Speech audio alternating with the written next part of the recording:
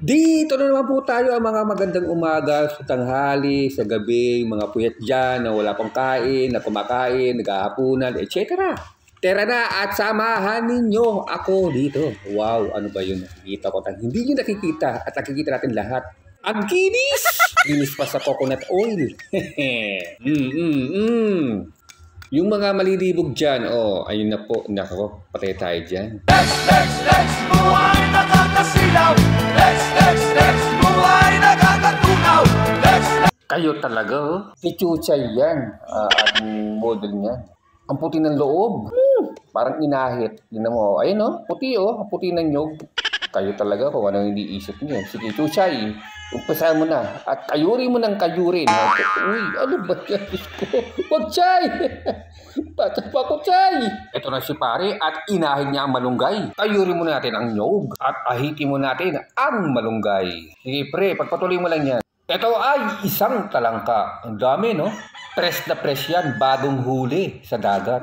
Sila rin ang mga nanghuli yun mga nanguha sa dagat. Alas 12 sila umalis, pero alas 6 silang umaga na nakauwi. Ang lalaki niyan pagbasdan ninyo. Sila kasi lumalabas sila, magandang manghuli sa gabi. Kaya yun, napagtripan nila na pumunta sila sa dagat ng alas 12. Pero mas okay daw yung mayroong buwan. At nakaword sila ng mga, ano ba to? Gurami ba to? Sa kanila kasi kung tawagin to ay tilapia na maliliit sa Bisaya. Sarap lang dyan, paksiw. Ayun na at hinanda na nila ang nyog na kinayod. Iwa tayo ng bawang sibuyas. Siyempre naman, hindi mawala dito ang malunggay at tanglad. Talaga naman nakaready na. Ilalaglag na lang. Nagpapaligas na sila. Dito kasi talagang maraming mga gatong na makukuha ka. Mga chap-chap na. Talagang mga nasa gilid-gilid na sa mga punuan. Kaya talaga naman na hindi mawawala. Siyempre ay silid nilarang. Para magandang tingnan. Okay na yan. Nagpapayit na sila. Habang iniit yung muna Diyan muna kayo, huwag na kayo alis. Ang bango! Sige pre, bus mo lang niya pare. Watch muna kayo kwento-kwento na muna tayo dito. Habang tayo pinapawid natin yan. Dito kasi sa mga karamihan, mga kabataan, pero depende siguro sa ibang lugar, na hindi lang itlog ang kaya nilang lutuin. Mga minor de edad pa yun mga kabataan pa yan. Pero nakakapagluto sila ng mga ganyan, nakakapag-isip sila ng mga ganyang mga luto. Nung araw kasi, hindi ka makapagluto ng mga ganyan kung batang 80s ka, 83, 86. Wala pa sa isip mo na magluto ka ng mga ganyan luto-lutuan. Ang alam lang natin ay yung magbahay-bahayan, maglaga ng itlog, o magprito ng itlog sa mga nanay, di ba? Sa mga ate. Tama ba ako mga katrip? Sino dito mga nakaraas, mga nagluto-luto? Yung talagang mismong actual talaga. Pero hindi, di ba? Magluto-luto lang tayo sa mga dahon na nilalagyan ng tubig, di ba? Ayun. O balik ulit tayo dito sa talangka. O utak talangka. Yun. Ilalagay nitong yung kinay di Chuchay na nyog. Dati kasing hiniti yung kabayo. Alam nyo ba yung hinete? Yung mga sa sopistik na hinahampas na pinapahirapan tapos kinakabayo.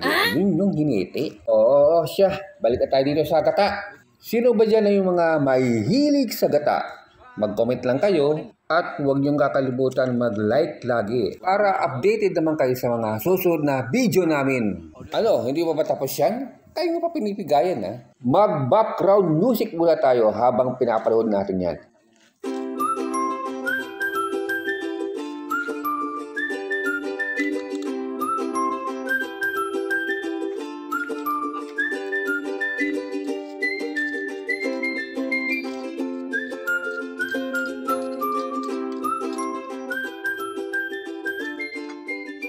Balik to voice over ulit tayo ayun, ilagyan nila ng tanglad para medyo mahalibuyak ang bango. At takpan ulit natin.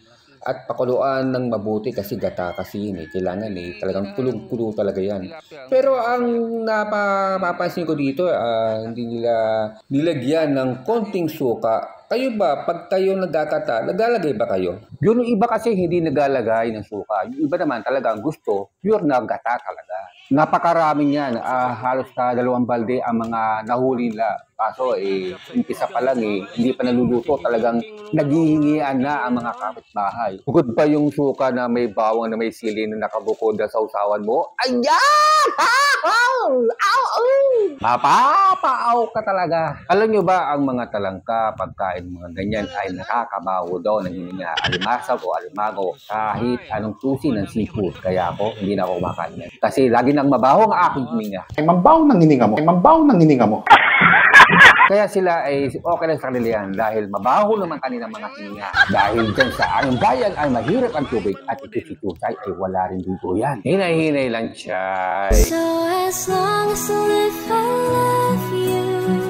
Will heaven hold you? Pwede ba ilayo mo sa akin to? Ayoko makita ito. Kasi seryo, talagang gutom na kaya na pa na nag-iintayin. Kagigising din yan, wala rin tulog yan. Ito si Pulgoso. Pulgoso. Paano hanggang dito lang po tayo ha. Paalam!